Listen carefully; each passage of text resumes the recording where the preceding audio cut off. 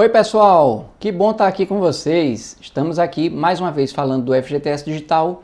Você já sabe o que é que eu vou falar para vocês. Olha, se você conhece alguém que trabalha com a geração de guias de FGTS, os profissionais que trabalham no DP, setor de RH, os profissionais de contabilidade ou até empresários, vocês vão ver que a gente vai falar de coisas que são também do interesse deles, eu peço que você pare, por favor, e compartilhe. Eu estou querendo que essas informações do FGTS Digital cheguem à maior quantidade de pessoas possível, porque muitas vezes a gente nota o quanto que é muito mais fácil você ouvir e visualizar algumas coisas do que você ler o manual. Você vai verificar que existirá o manual lá do FGTS Digital, mas eu estou aqui tentando ajudar vocês, não sei se vou conseguir, né? A gente nunca sabe se o que está tentando vai atingir o objetivo, para que você conheça cada vez mais do FGTS Digital, para que nós prossigamos nessa jornada, entendendo um pouco mais dessa maravilha.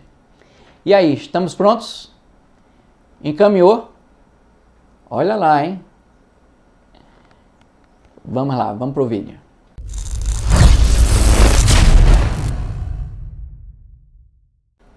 Lembra que a gente tinha falado da substituição do CFIP? A gente sabe que quanto mais o tempo passou, maior quantidade de informações foram entrando no E-Social, só que até então, antes do FGTS Digital, não estava tendo essa virada de chave. Nessa virada de chave, o que acontece? A gente não fez aquela substituição. Então você informava os dados lá no ambiente do E-Social, mas você também fazia a transmissão no âmbito do CFIP. Mas com o E-Social haverá finalmente a substituição. Como eu já falei, né, essa questão da substituição do CFIP, para as empresas que não têm débitos, para os empregadores que não têm débitos pendentes, haverá a substituição completa e imediata do CFIP. Mas quando você pensa que o CFIP ele vai morrer, por enquanto nem tão cedo. Por quê? Porque o CFIP, no âmbito do FGTS, ainda vai ser utilizado nas seguintes situações: pagamentos de FGTS de período anterior ao FGTS Digital, parcelamentos administrativos já em curso perante a Caixa Econômica. Então, aquele pagamento daquelas guias, daquele parcelamento, continua acontecendo no âmbito do CFIP.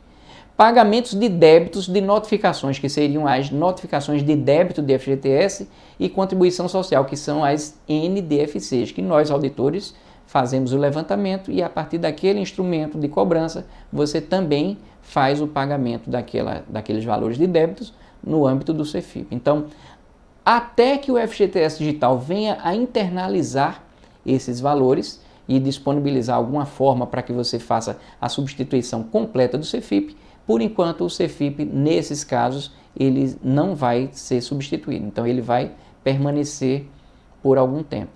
Para aqueles que não têm parcelamento, você nota que quanto mais o tempo passa, menos aquelas competências vão ser demandadas, porque na maioria das vezes o que tinha para ser pago já foi pago, fica uma coisinha aqui, outra acolá para você fazer, mas a utilização do CFIP para o período anterior, ela já vai sendo gradualmente sendo suprimida e menos importante. Vamos continuar a falar dessa questão do limite temporal com a chegada do FGTS Digital. Como nós falamos, né, a entrada e a substituição do CFIP, ela é condicionada à informação dos dados de remuneração no âmbito do E-Social. Supondo que os grupos 1, 2 e 3, que já estão fazendo a informação dos dados de remuneração, a substituição do CFIP para efeito de geração de guias, ela vai ser imediata a partir da competência que entrar em vigor. Mas os parcelamentos dessas empresas, o que é que vai acontecer? Serão feitos no âmbito do FGTS Digital para parcelar débitos dali por diante. Naquele exemplo que eu falei, seria a partir de julho, agosto, setembro e por aí vai. Mas o parcelamento ele terá que se dar via CFIP, pelo menos por enquanto, para os débitos até aquela competência anterior à competência inicial do FGTS Digital. Mas o grupo 4 é o grupo que ainda nesse momento em que eu estou gravando não entrou ainda. Então, esse grupo 4, uma vez que tenha internalizado seus dados de remuneração lá no E-Social, ele vai se comportar da mesma forma que os grupos 1, 2 e 3. Caso eles não tenham entrado, que espero que isso não aconteça, inicialmente, pelo fato deles não terem os dados de remuneração no âmbito do E-Social, que ela é a fonte quase única do FGTS Digital, a gente não teria como fazer essa substituição. Nessa hipótese improvável e pouco desejável, o grupo 4 ainda precisaria se utilizar do sistema CEFIP. Quando nós falamos dessa questão da mudança, né, da substituição do CEFIP, vamos falar de algumas categorias especiais. Algumas categorias especiais, elas têm um módulo próprio lá no ambiente do E-Social, e esse módulo próprio, eles têm algum tipo de disponibilização de geração de guias, que não tem nada a ver com a guia do CEFIP e nem a guia do FGTS Digital. Por exemplo, o empregador doméstico, ele já utiliza o DAI do módulo simplificado do doméstico, onde são pagos FGTS mensal e rescisório. Então, para esses empregadores, não haverá a disponibilização de guia do FGTS Digital. Por que para eles não será disponibilizado? Porque se nós disponibilizássemos para ele essa guia, na prática a gente ia estar piorando a vida dele. Pelo fato de que hoje em dia, no próprio E-Social simplificado, numa única guia DAI, que é o documento de arrecadação do E-Social, ele já gera uma única guia contendo FGTS, INSS e imposto de renda em alguns casos, quando a remuneração do trabalhador atinge a faixa da isenção.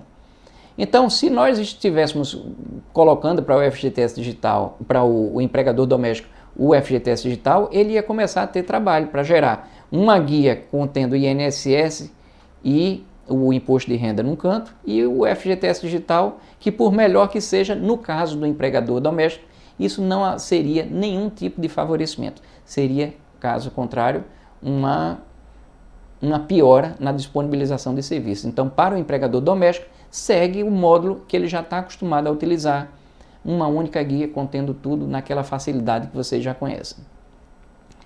O segurado especial e o MEI, ele já tem o módulo simplificado, só que eles têm uma característica. O segurado e o MEI, eles não vêm fazendo, por exemplo, o pagamento rescisório, aqueles 3,2% que são pagos para o empregado doméstico por conta do que dispõe a lei.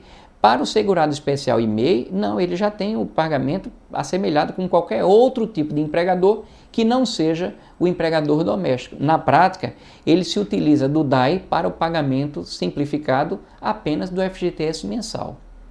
Mas para o pagamento do FGTS rescisório e indenização compensatória, ele vai ter um ambiente para que ele faça o pagamento desses valores no ambiente do FGTS Digital, só para aquele tipo de recolhimento.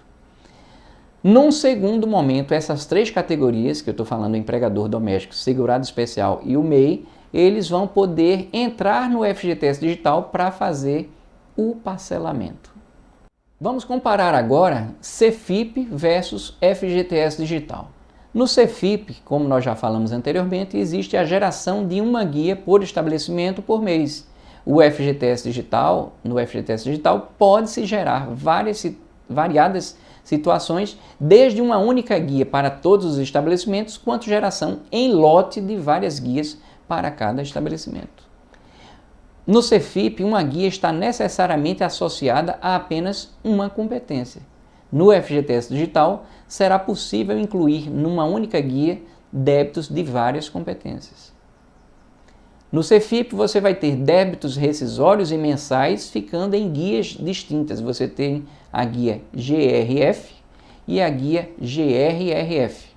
Só que no FGTS Digital, os variados tipos de débitos poderão compor uma única guia.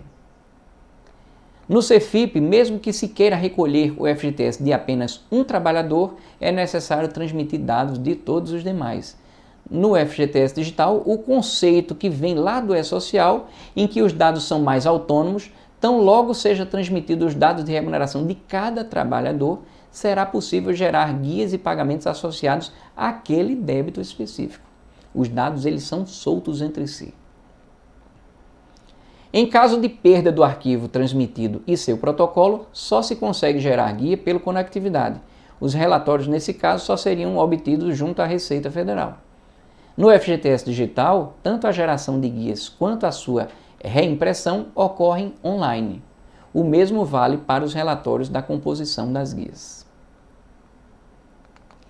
Quando nós falamos da substituição, né, que inicialmente a gente vai cobrar o FGTS dali para frente no âmbito do FGTS Digital. Aí você pode pensar, e as contribuições sociais rescisórias? Porque já que inicialmente, no primeiro momento, o FGTS Digital ele vai pegar só dali para frente, não vai ter, obviamente, contribuição social rescisória. Por quê? Porque a contribuição social rescisória ela só existiu até dezembro de 2019. Mas no segundo momento, quando nós tivermos internalizado o legado, aí sim haverá a inclusão das contribuições sociais rescisórias nas guias GFD, que segue a mesma base de cálculo, que seria o saldo para fins rescisórios. Então, esse saldo para fins rescisórios, ele tanto vai ser base para cálculo da indenização compensatória, como da própria contribuição social rescisória, que é devida em algumas situações. Agora vamos falar do aspecto do E-Social que influencia o FGTS Digital. Eu não sei se você lembra, quando nós falamos e mostramos para você aquela imagem da guia do FGTS Digital, a nova guia GFD. Você notou na época que na parte superior esquerda aparecia o CNPJ raiz do empregador. Por que isso acontece? Porque o FGTS Digital ele vai fazer com que o comportamento seja parecido com o comportamento da informação no âmbito do E-Social. Por quê? A identificação do trabalhador ela vai se dar pelo CNPJ raiz. Não sei se vocês lembram, quando você está informando os dados do E-Social, você começa pelo evento ES1000, você tem os dados do empregador, inclusive dados cheios, mas os próprios estabelecimentos, aquele evento de tabela de estabelecimentos, você mais uma vez informa os estabelecimentos diversos. Então você informa a matriz e diversas filiais e os diversos CNOs associados àquele CNPJ raiz. Então observe que no âmbito do E-Social, você não tem, por exemplo, o E-Social da CNO. Você tem o E-Social do empregador e aquele empregador tem diversos estabelecimentos e CNOs. Essa lógica é parecida com o CPF. Quando você faz o E-Social de algum empregador, um CPF, você vai ter os dados daquele CPF e os diversos CAIPFs e CNOs que estão associados àquele CPF. Então é esse princípio que você tem lá no E-Social que é reproduzido no âmbito do FGTS Digital. Então mesmo isso significa que necessariamente você vai precisar sair recolhendo tudo? Não. Como nós falamos na guia rápida, se você se utiliza da guia rápida, a guia rápida vai gerar naquela competência todos os débitos de matriz, filiais e CNOs de um CNPJ raiz ou os dados de débito contidos nos diversos CPF, CAIPFs e CNOs associados àquele CPF. Isso é a essência da guia rápida, consolidar todos os débitos que estão associados ou ao CPF ou ao CNPJ raiz. Mas isso não significa que você vai ser obrigado necessariamente a pagar tudo, que às vezes você tem uma necessidade específica. Então você vai poder se utilizar de um outro tipo de guia, que seria a guia parametrizada, para que você faça uma separação para gerar a guia apenas contendo débito com determinada formatação e necessidade que você venha a ter. Outro aspecto do E-Social que influencia o FGTS Digital. Em situações de transferência de empregados para outros empregadores, uma correta informação da admissão e do desligamento vai fazer com que o FGTS Digital entenda que aquilo se trata de um único contrato de trabalho. Isso tem uma vantagem muito grande para o trabalhador e para a empresa. Por que para o trabalhador? Pelo fato de que a conta vinculada ela vai conseguir ser amarrada entre uma e outra. Quando a Caixa Econômica consegue fazer esse mapeamento adequado, o que vai acontecer é que quando houver um saque daquela conta, a própria Caixa Econômica já vai saber que, na verdade, uma conta está ligada à outra e vai dar tudo certo. Diferente seria, por exemplo, se você tivesse uma conta no empregador que foi o sucedido, onde você não tinha, por exemplo, uma data de desligamento. E você tem uma outra conta, que seria no sucessor, onde você teria um depósito dali para frente e com a data de desligamento. Nessa própria interação, como eu já falei, do E-Social, o FGTS Digital e a Caixa, nós vamos fazer uma amarração e isso vai fazer com que o trabalhador tenha muito mais facilidade para que seja entendido que na prática, apesar de no passado ter sido recolhido por empresas diferentes, aquilo se trata de um único vínculo e de uma única situação. As vantagens para o empregador também é porque o entendimento de que o marco temporal aconteceu em que era devido nessa empresa A até aqui e dessa outra empresa a partir dali, você não vai ter algum tipo de mistura para que a gente tenha uma cobrança e o entendimento indevido. Por exemplo, vamos supor que houve uma sucessão de empresas ou uma transferência de empresa de trabalhador entre empresas do mesmo grupo econômico, por exemplo, em que o marco temporal, essa mudança se deu de junho para julho. Então, quando você tem um bom entendimento a respeito disso, você vai claramente saber, olha, vem cá, desse sujeito aqui que entrou lá em janeiro, cadê o depósito dele? Está nessa segunda empresa? Não. Nós já vamos saber naturalmente que vai estar naquela primeira empresa e vai dar tudo certo, vai dar tudo tranquilo. Tudo muito bom, muito automatizado. Só que para que isso aconteça, para que seja tudo entendido como um único contrato de trabalho, os dados de quem desligou o empregado e os dados de quem admitiu, eles precisarão estar uniformes, batendo entre si. A identificação do trabalhador, ela vai ser dada através do CPF e matrícula. Isso daí é uma vantagem a respeito dessa nossa nova modelação. Quando nós identificamos o trabalhador com o CPF e a matrícula, isso vai ser muito útil, principalmente para identificar contratos simultâneos. Existem muitos contratos simultâneos que são muito frequentes a acontecer, especialmente no âmbito da saúde, jornalismo e educação. Então, vários contratos simultâneos, onde algumas vezes você vai ter uma possível duplicação de recolhimento para o mesmo mês. Na verdade, não era duplicação nenhuma, porque são contratos que são autônomos, então não tem problema nenhum. Então, o entendimento desses contratos simultâneos, diante dessa nova forma de identificação do trabalhador, que seria o CPF e a matrícula, vai facilitar que haja um melhor entendimento a respeito dessa questão dos contratos simultâneos. Mas quando nós falamos dessa nova identificação de CPF e matrícula, vamos lembrar do passado, né? A identificação pelo NIS e a admissão, ela vai ficar restrita ao período pré-FGTS Digital, quando e enquanto existir a necessidade de utilização do sistema CFIP. Lá em outra oportunidade, quando nós falarmos do sistema atual, vocês verão que essa questão do NIS mais admissão, em algumas situações, terminava fazendo com que os empregadores cometessem algum tipo de erro. O controle terminava não sendo tão efetivo como essa questão do CPF e matrícula, mas isso é um assunto para depois. Lembra quando eu tinha falado do E-Social, que ela é a fonte praticamente exclusiva? Claro que ela não é a fonte exclusiva. Por quê?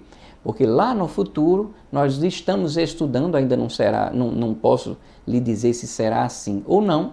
Pode ser que no futuro os dados do legado, ou seja, os dados do passado, em relação aos dados do legado, seja do E-Social, seja de recolhimento, seja de outras bases de remuneração, possam ser tratados e disponibilizados, mas isso não é uma coisa muito certa, não. Vai depender de uma evolução no trabalho do FGTS Digital.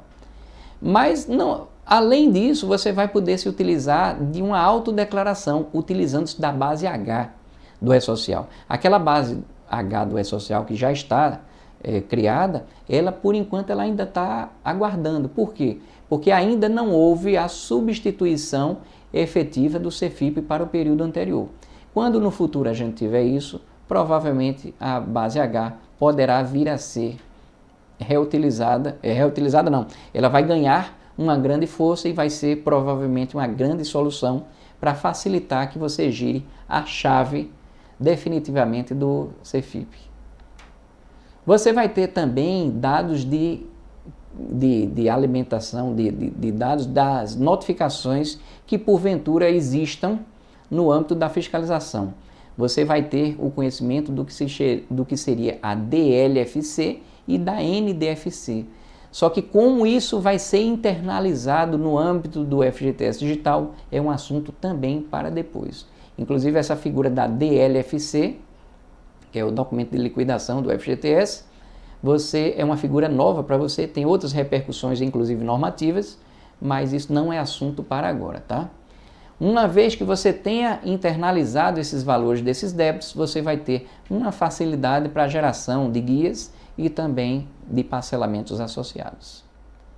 É isso, pessoal. Se você gostou, inscreva-se nesse canal, comente, dê o like, faça de tudo. E outra coisa, a partir de agora, eu não sei, não vou prometer não, mas se você tiver interesse em entrar numa lista de transmissão, que eu não sei se será pelo WhatsApp ou se será pelo Telegram, porque vai depender do número de inscritos. Se você quiser receber numa lista de transmissão, de vez em quando, algumas novidades do FGTS, você pode mandar um e-mail para esse e-mail que está aparecendo na tua tela. Eu vou cadastrar os números de celular e incluir. Vai depender da quantidade de pessoas, porque a quantidade de pessoas que pode ser incluída no WhatsApp parece que é menor do que a do Telegram. Se você tiver interesse, manda um e-mail e aí a gente vai computando e criando essa lista de transmissão, só se for do seu interesse. Mas independente de qualquer coisa, inscreva-se no canal, compartilhe, faça tudo e faz aquilo que eu falei. Compartilha isso com quem precisa. Eu espero ajudar a vocês. Enquanto isso, eu vou contando nuvens.